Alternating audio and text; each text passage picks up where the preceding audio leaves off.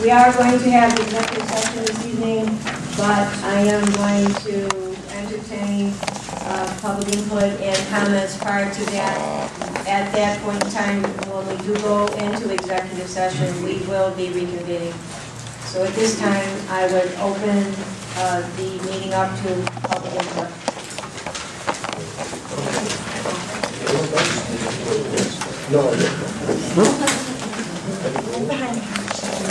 My public input is Melita, and I would ask you to turn off your recorder. I do not give you permission to take this or put it on YouTube or whatever. It's a public meeting. Sorry. This is what people have asked. It's a public meeting. It's not you. I'm talking about Why me and not him? the Democratic Committee and all over. No, why me and not him?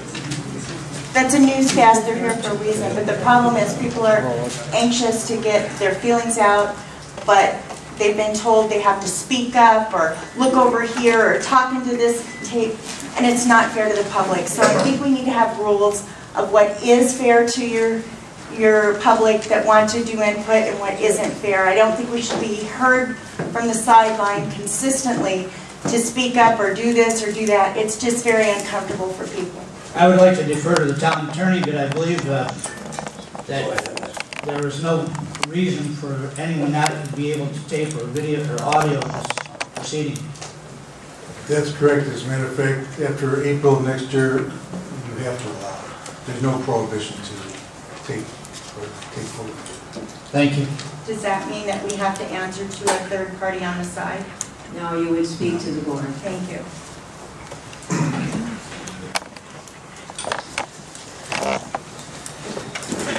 All right, you got it, You go first. I'm going to sit in your chair.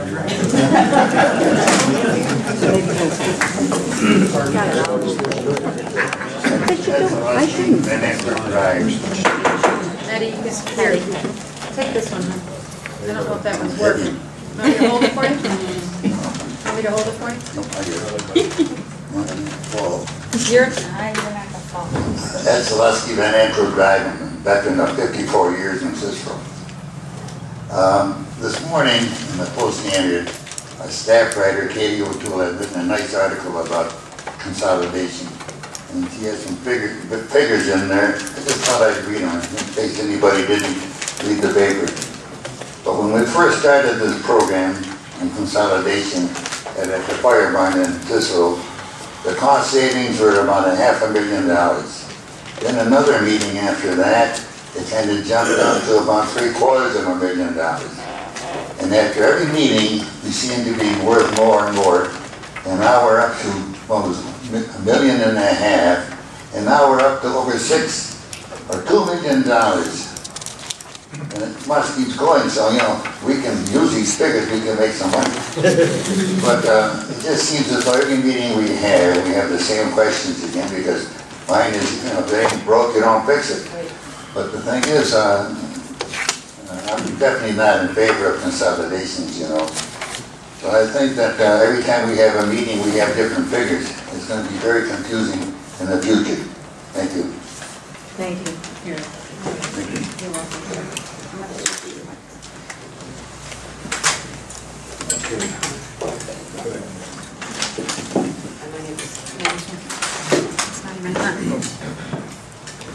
Hi, my name is Lori Hamilton.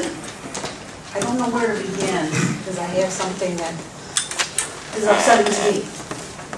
First of all, I want to say something. I support Chief Snell and his officers. I'm 100% behind them. All right.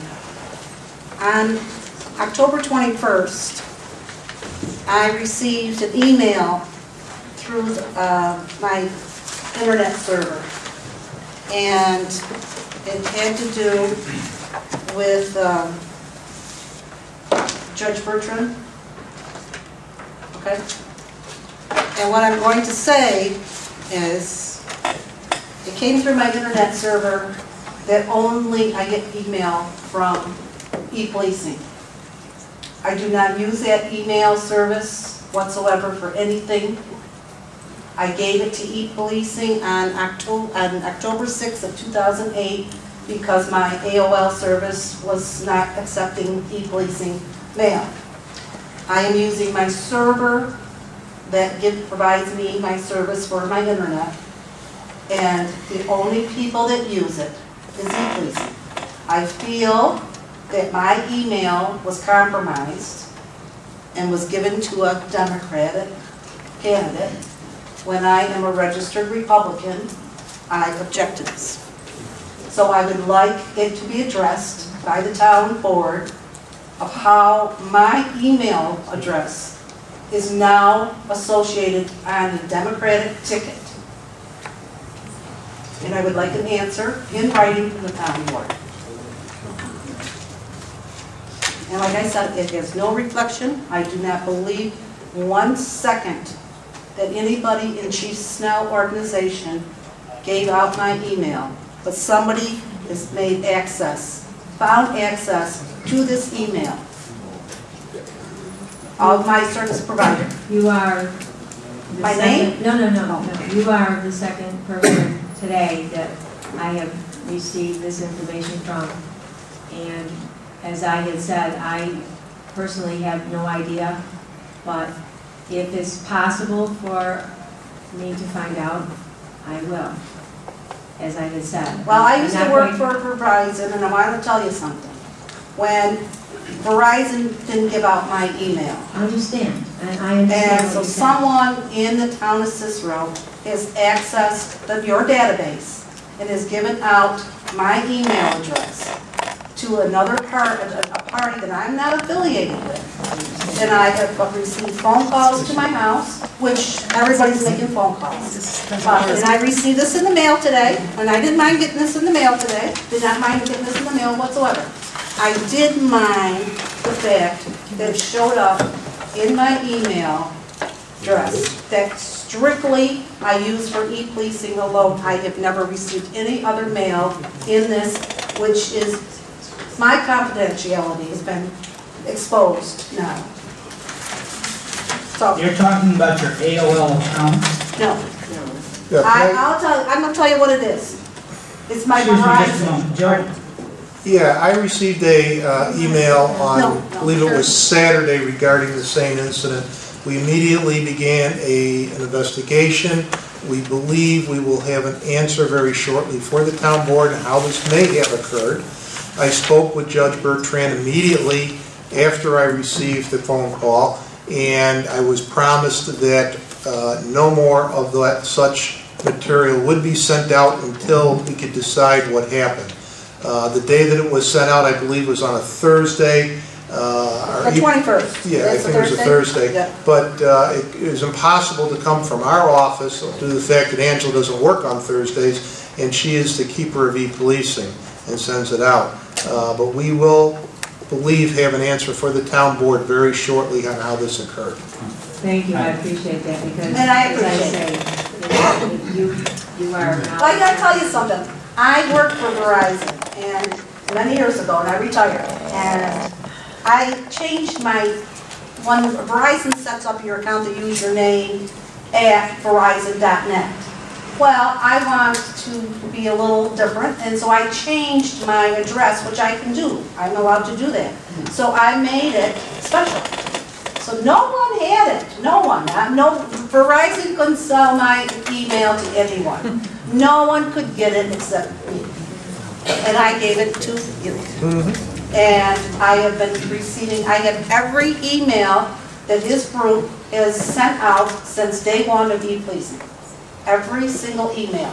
And when AOL started messing around with it, I called Angela up, and that's when I switched over to my Verizon account. So I would like to know why my email was compromised, that's all. Well, I think too, is we provide, when people sign up for e-police, it's no doubt in my mind that in any way, shape, or form, it was compromised by the chief of our police department. Now, whether or not some other information got out there, I don't know. But when people sign up for e-policing, it's confidential. They expect it to be confidential. I don't have access to it. None of the board members have access to it. And to compromise that is, I would think, almost criminal in nature. If somebody is tampering with our system,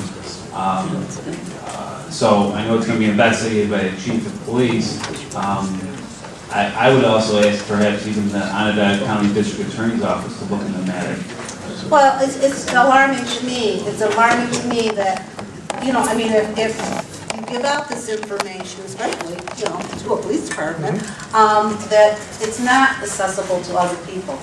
And it became accessible. And my name now is on a list to the Democratic Party when I'm a registered Republican, and that's my annoyance. Okay? Well, Ms. Hamilton, I'll make a motion that we ask the Onondaga County District Attorney's Office as a town board to look into this matter and cooperate with Chief Snell. Okay. Can you hold that motion until the next meeting, as we're right in the middle of investigating this, and we believe we will have some answers for you, like I said, very shortly to answer this, and then we can determine whether or not it needs to go to the District Attorney's Office. It is not associated in any way, shape, or manner directly with the police department. But I believe we do know where it came from, but we need to solidify and make sure that we have all the answers and dotted all our i's and crossed our t's. Okay. So, I understand that, Chief, and I know you're doing your due diligence, but I think it's an issue that's very sensitive, and getting them on board now, maybe there's nothing to it. However, I don't know that's fine if that's how what it you want. hurt. I don't have a problem with that. I'm just saying it may be more helpful for them if they had the information right up front, but it's whatever you want to do out here. I'd like the board to consider my motion. Give Georgina. Well, I would just like it, Thank you. the answer Thank to you. me. Thank you. I would just like it to come back to me how this happened. We're gonna look into that. I and just don't want, supervise it. I don't want a whole bunch of garbage coming into my house that I, you know, right? Thank you very much. Do I have a second to my motion? Do I have a second? Yeah, I'll second the motion, wait a minute, Roy, I'll second the motion. I'll second the motion and just ask, you know, that we defer coordination from Chief Snell until he does complete his investigation, when he's ready to turn over the case to the DA. If necessary. Thank you. If necessary, yes. Yep. Mr. Conway? Yes. Mr. Jennings? Yes. Ms. Simbrano? Yes. Mr. Coral? Yes. Ms. Boyke? Yes.